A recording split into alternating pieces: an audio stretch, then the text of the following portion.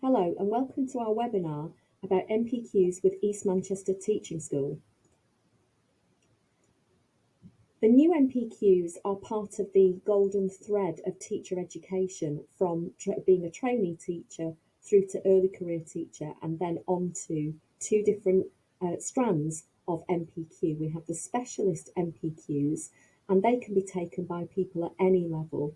So a senior leader specialising in training teachers and professional development might want to do the specialist leading teacher development NPQ.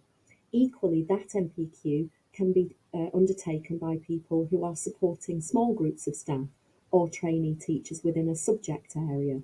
It's quite a wide-ranging set of NPQs with a wide range of people that can partake on those programmes. And then we have the leadership level NPQs that include things like headship, senior leadership, executive leadership, and the new early years leadership, which I'll come to later. So the courses are between 12 and 18 months. The specialist NPQs are 12 months long and the leadership NPQs are 18 months long. They are now much more evidence-based in their curriculum and you can find the framework for each NPQ on the .gov website.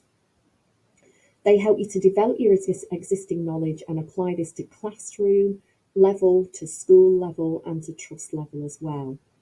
We run our NPQs with a mixture of networked face-to-face sessions, some of them have webinars, and all of them have self-directed study. So quite a large proportion of the course is that you will have access to a portal with materials and with formative assessment tasks. The assessment for NPQs has changed. It's no longer one big extended project that is assessed. It's now assessed at the end of the course. And at the end of the course, you'll have an 8-day window to respond to a short case study on a likely situation that will be faced by somebody on your particular NPQ qualification level. So the specialist NPQs, as I've said before, are appropriate to teachers and leaders. It doesn't matter what your position is within your school or your trust. They can be applied at classroom level, department level, whole school level, or across schools within a trust. It builds on the early career framework, so the content areas will be very similar. They will have assessment, behaviour management, subject and curriculum expertise and pedagogy, as well as things that are more specifically related to each NPQ.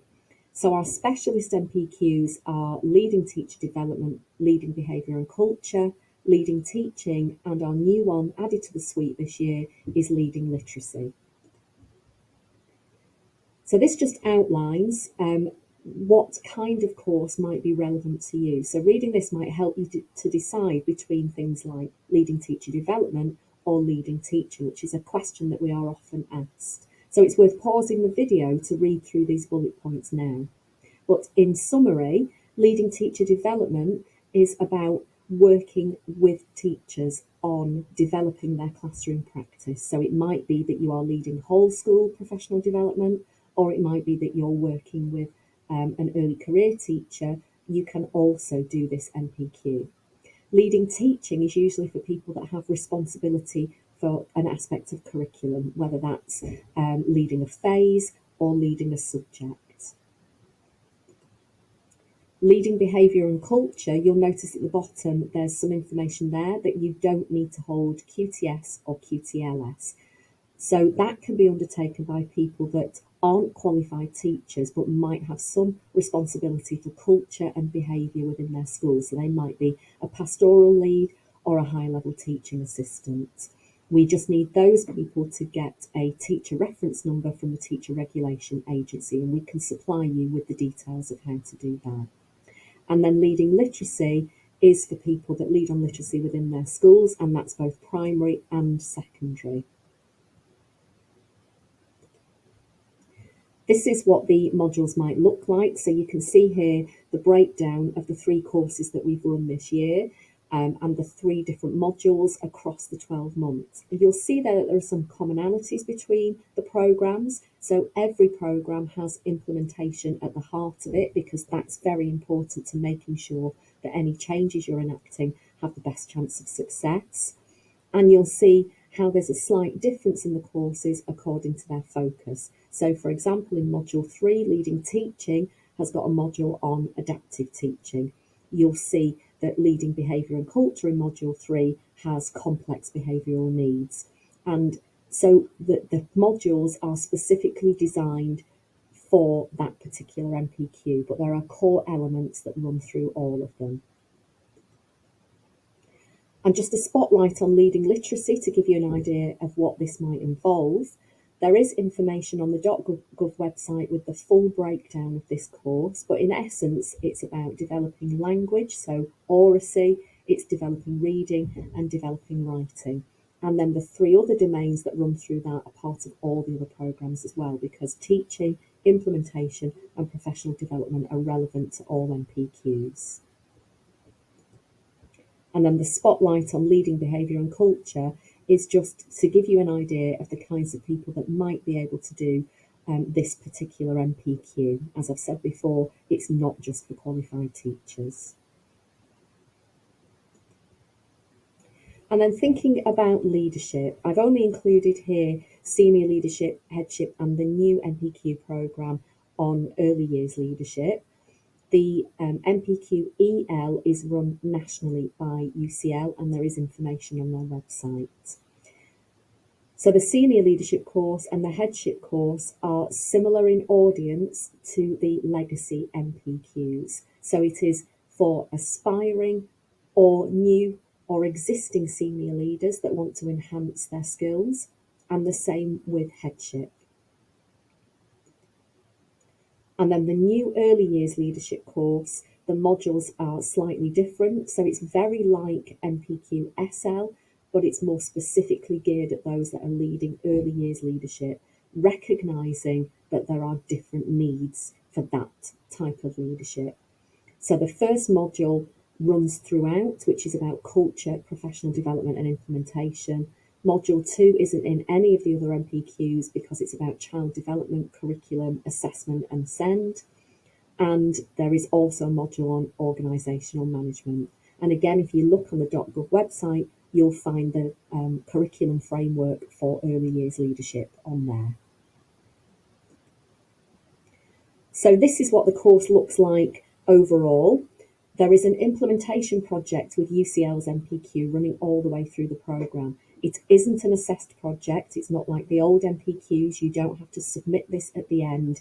It's about your working practice at school and using what you learn on the course in order to plan a project. We don't expect that the project is completed by the end of the course, but we expect that there is a plan.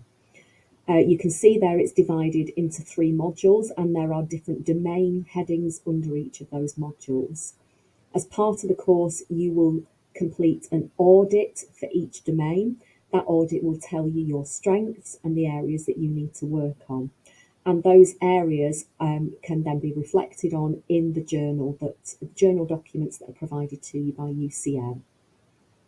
We have face-to-face events. We have peer learning groups within the face-to-face and online learning groups. So although our courses are for everybody, no matter what their phase or what their specialist school status might be, including SEND and alternative provision, we have mixed groups, but within those groups we have specialist peer learning groups, so that if you are, for instance, doing NPQ SL and we have a group of people that are all primary, we will put you together. If we have a group of people from special schools, we will put you all together, so that you get to work with people across all phases, but also have some time with people that are working in the same kind of environment as you.